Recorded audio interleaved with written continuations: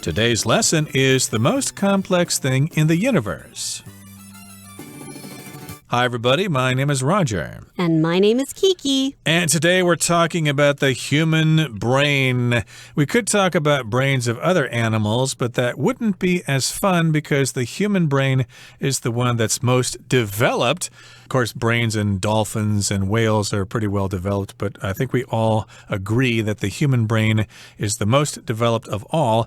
And we've been talking about some interesting facts about our brains. And what were some of the facts we talked about last time, Kiki? Well, last time we talked about our brain's ability to create electricity, and we talked about neurons. Neurons are the things that actually help transmit different signals throughout our whole body. And an interesting fact is that our brain doesn't actually mature until the age of 25. Indeed. So if you're 20 or 21 and you think you know everything, well, you still got a couple of years before your brain is fully developed, so you're going to have to be patient there. But our brains will be at their peak when we're around the age of 25, and then after that, we'll slowly lose our cerebral functions as time goes on. Although, you know, I'm over 30 years old, and I still think I'm pretty smart, but you never know how the brain is going to end up in the future. Okay, we've got some more interesting facts regarding the brain in today's lesson, so let's get to it. Let's hear the first fact, and then we'll come back and talk about it. 3/4 of the brain's mass is water. As a result, the brain is very sensitive to dehydration. Even a small drop in its hydration levels can result in diminished brain function, which is one reason why it's important to drink lots of water. The brain's large water content also affects its texture, which is similar to jelly or tofu. 大家好，第一部分我们可以看到名词 texture， 它指的是质地、质感。例如 These cookies had a crispy texture that made them great for dipping in milk. 这些饼干质地酥脆，非常适合沾牛奶吃。或者 The lizard's skin had a rough pebbly texture. 这只蜥蜴的皮肤质地像碎石一般粗糙。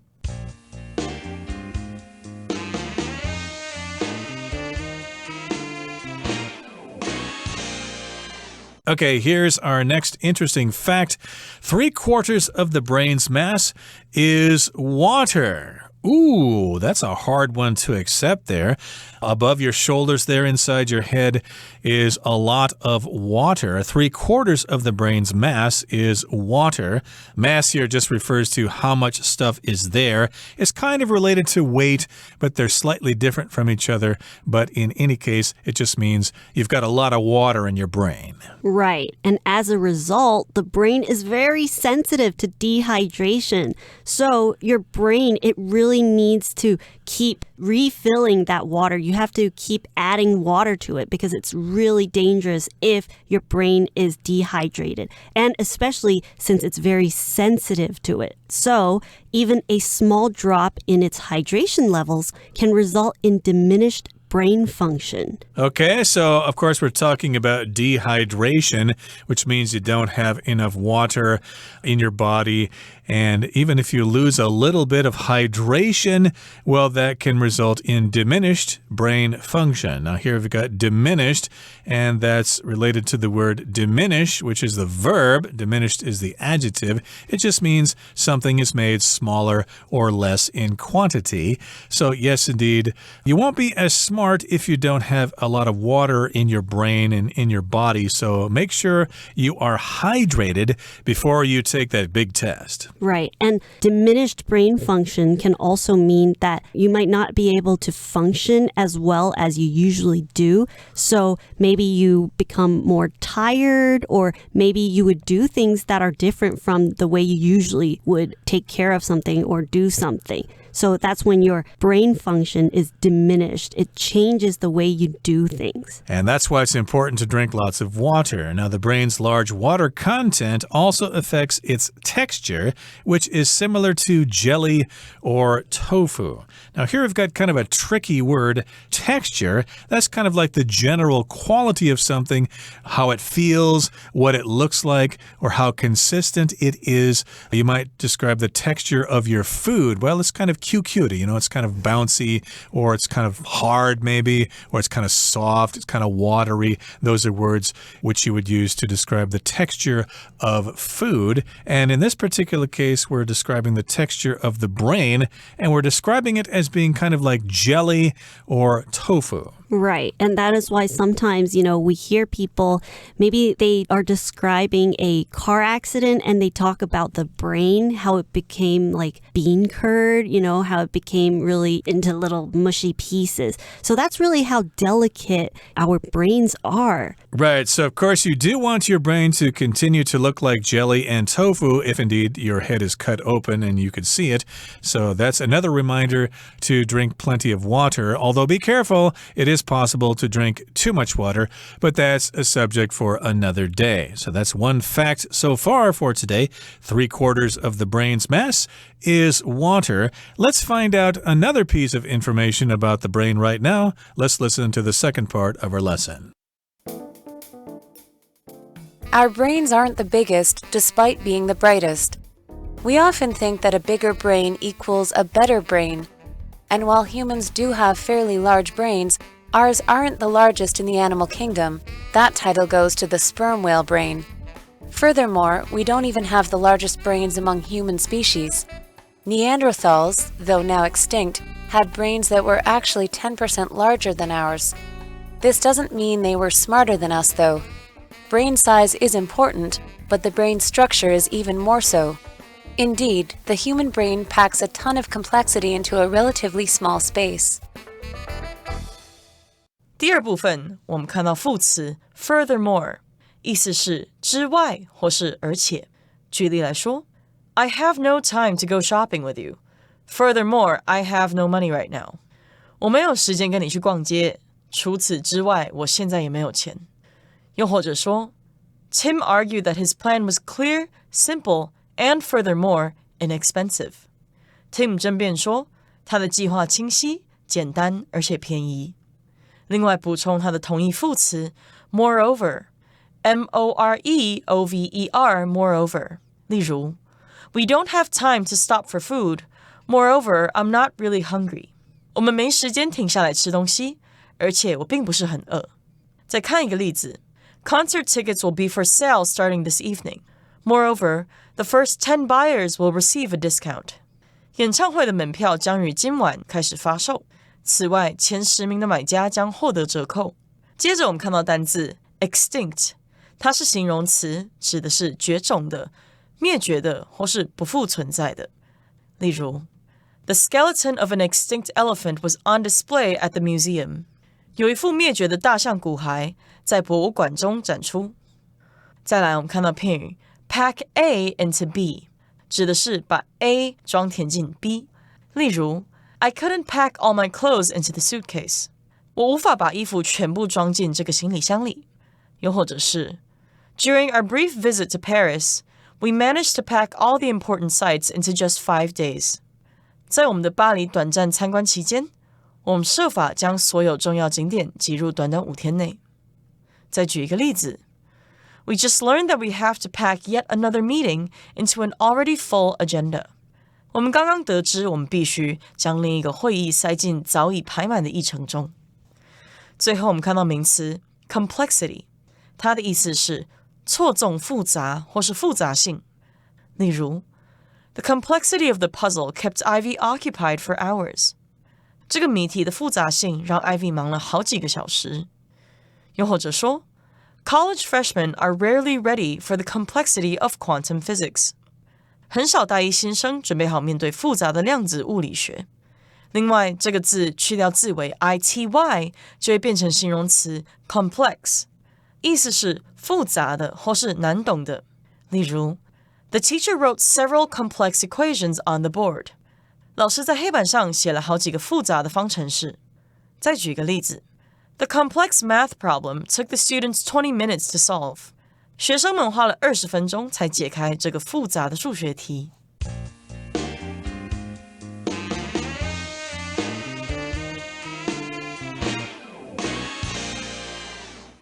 Okay, now, of course, humans are really full of themselves. We really think we're hot stuff, you know. We think we're the king of the hill. We're the smartest being in the world. So we, of course, must have the biggest brains. But the fact here, it says our brains aren't the biggest despite being the brightest. So even though we are the smartest, even though we are the brightest, our brains still are not the biggest. Now, bright here can mean a couple of things.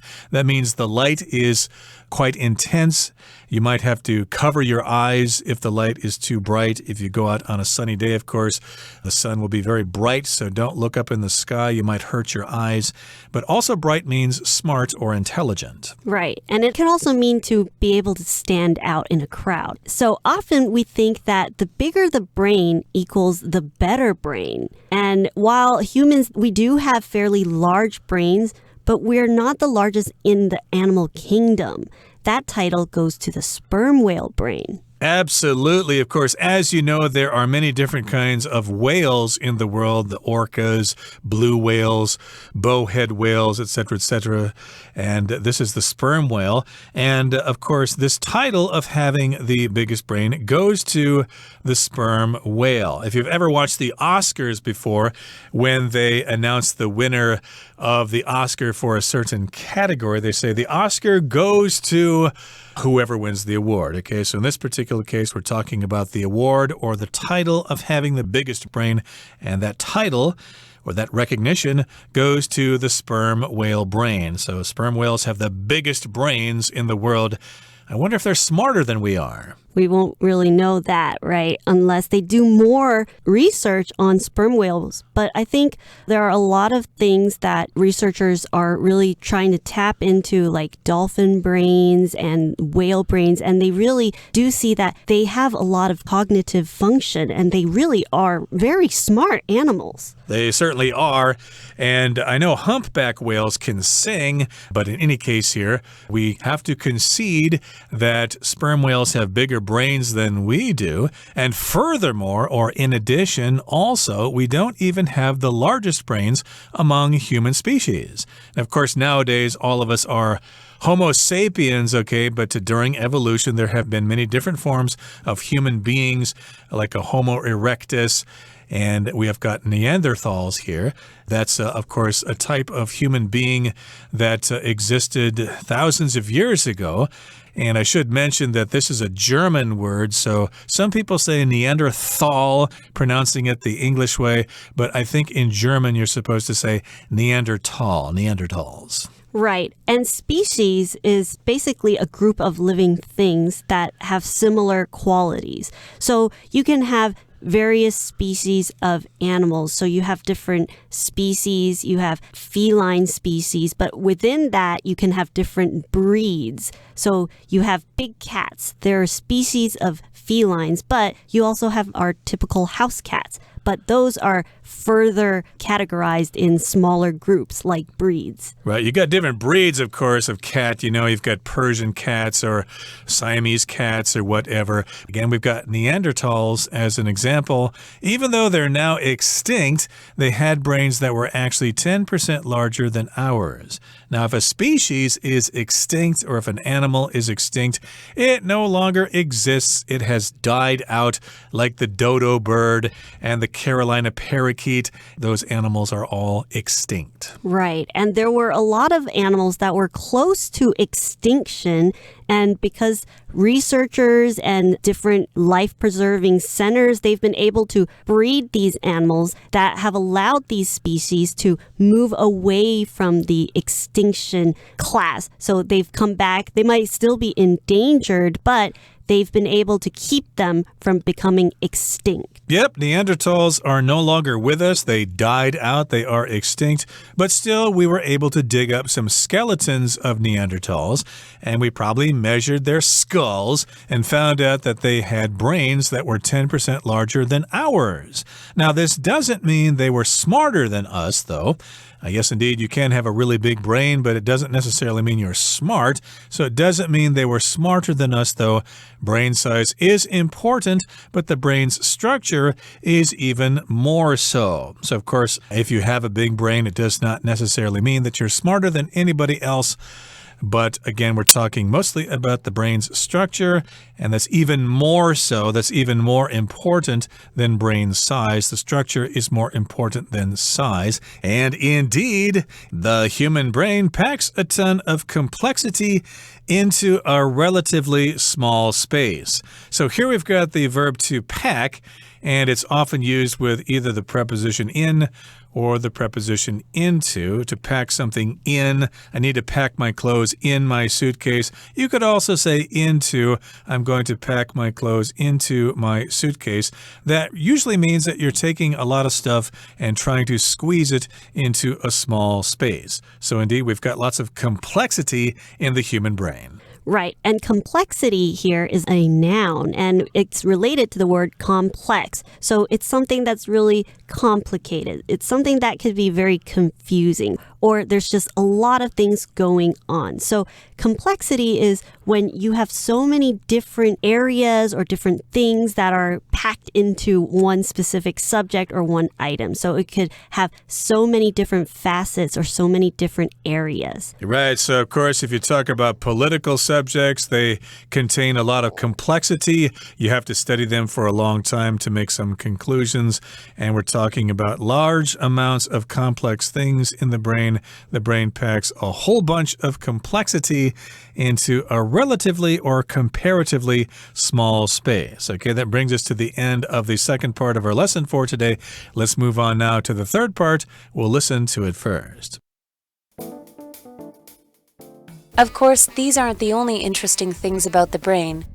In fact, with some having called it the most complex thing in the universe, the brain still contains a multitude of mysteries for scientists to solve. Okay, the third part wraps up our lesson for today. It says, of course, these aren't the only interesting things about the brain. Of course, there are lots of other facts about the human brain. There are lots of mental diseases we can talk about, or mental conditions that we don't have time to get into here. We could also talk about why some people learn languages faster than others, for example. Those are aspects of the brain that nobody really understands. And in fact, with some having called it the most complex thing in the universe, the brain still contains a multitude of mysteries for scientists to solve. So multitude in this case is that there's just so many different things that we still don't know. There's a large number of things that we don't know yet about our brain. Right. So we're saying here, in fact, some people, of course, have called it the most complex thing in the universe. And since someone has said that, well, then the brain still contains all sorts of mysteries that scientists are going to look at for many, many years to come. Multitude is related to the word multiply, which means to increase the number twofold or fourfold or whatever. To multiply, of course, means to increase the numbers by using multiplication. 2 times 2 is 4, 4 times 4 is 16, etc., etc. And in this case, we've got a multitude of mysteries, and of course, there are lots of other things we could discuss concerning the brain. Okay, that brings us to the end of our lesson for today. Let's listen to Hanny.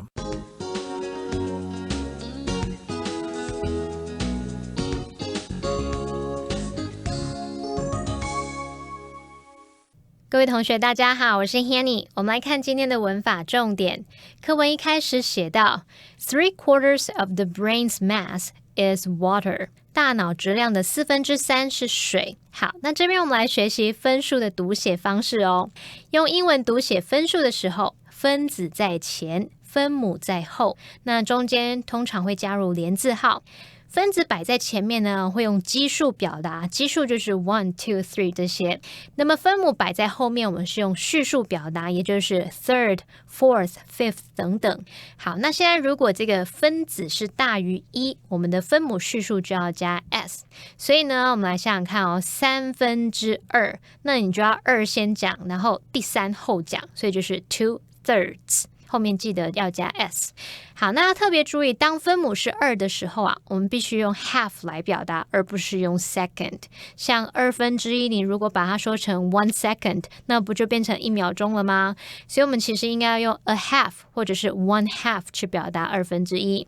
再来，分母是4的时候，我们除了用 fourth， 你也可以用 quarter 去表达。像4/3就可以说 3/4 或者是 3/4不过 3/4 是比较常见的，就像文中它用到 3/4 of the brain's mass 来表达大脑质量的3/4。好，那接着如果碰到带分数的话，我们就用 and 去连接整数和分数的部分，像5又2/3，那就会念作 5 and 2/3。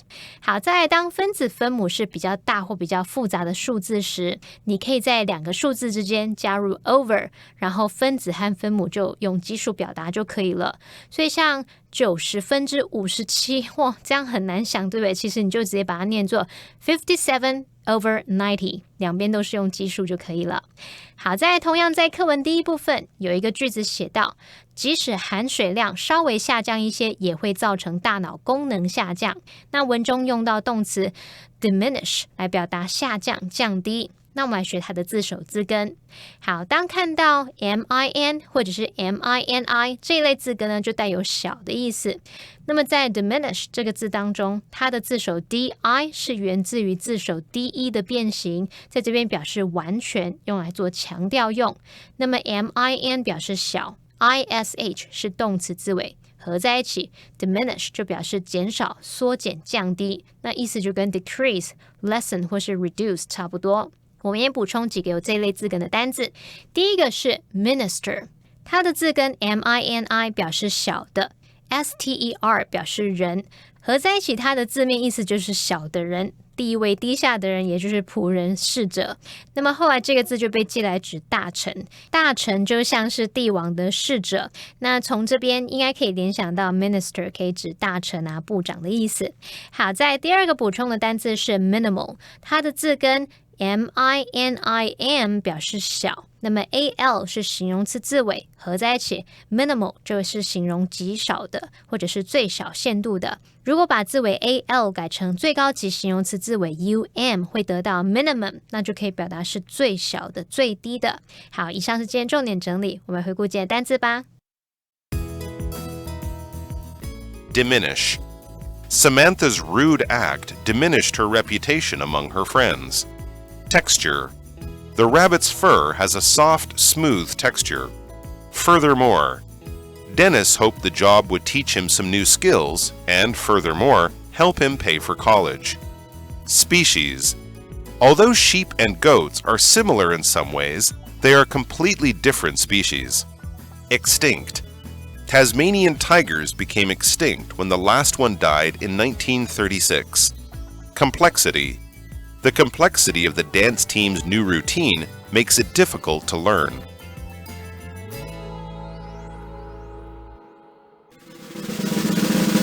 Discussion Starter starts now! Here's our discussion starter for today. The question is, what fact about the human brain were you most surprised to learn from the article, and why? Well, I was actually really surprised that even just a little drop in our brain's hydration levels can really affect how our brain functions. I was really surprised to know that because we know that we always have to stay hydrated, we have to drink lots of water, but I really didn't think about how water can affect our brain, which is mostly built with water. Indeed. Well, to me, the most surprising fact was that the human brain contains billions of neurons. I thought the number was just in the millions or just the thousands. I can't imagine the number billion because that is a huge number, and we have all those neurons packed into our brains, which are right behind our eyes. Well, that brings us to the end of another edition of our program, and please make sure you join us again next time. From all of us here, I am Roger. I am Kiki. See you next time.